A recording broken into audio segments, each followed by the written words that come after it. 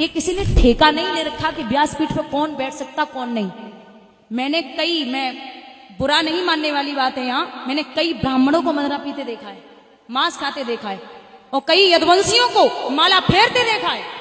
आप यहाँ ये नहीं कह सकते कि मुझे क्या करना है और क्या नहीं करना है। आपने माला फेरते हुए लोगों को देखा है, इसका मतलब क्या है?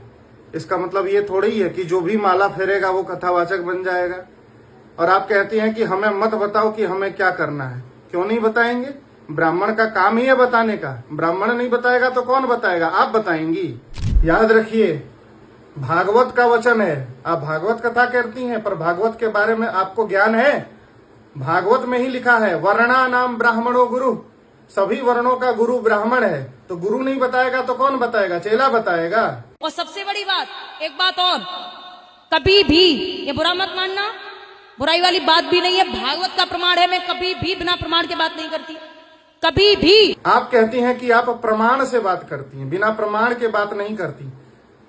तो यदि आप प्रमाण से बात करती हैं तो भागवत कथावाचक कौन होना चाहिए, इसका प्रमाण आपको नहीं मिला भागवत में।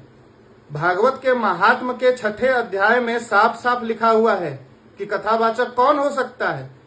बोले, विरक्तो वैष्णवो विप्रो वेद शास्त्र विशुद्धिकृत। विप्र का अर्थ क्या होता है?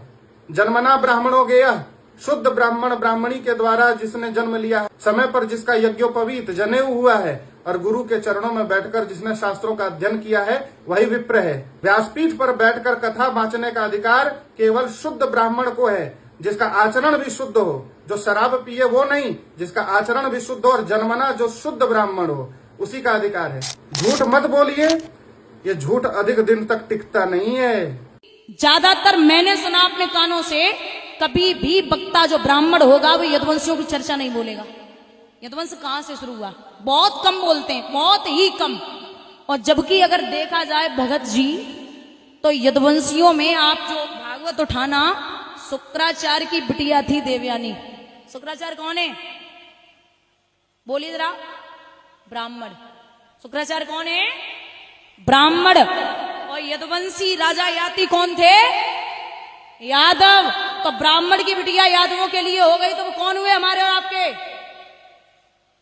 ब्राह्मण। सोच लो कि यदुवंशी कौन हुए? ब्राह्मण के। बेटी हो गई यदुवंशियों के लिए, तो कौन हुए? मानी हो गए ना। इतना दिमाग में बिठा लेना।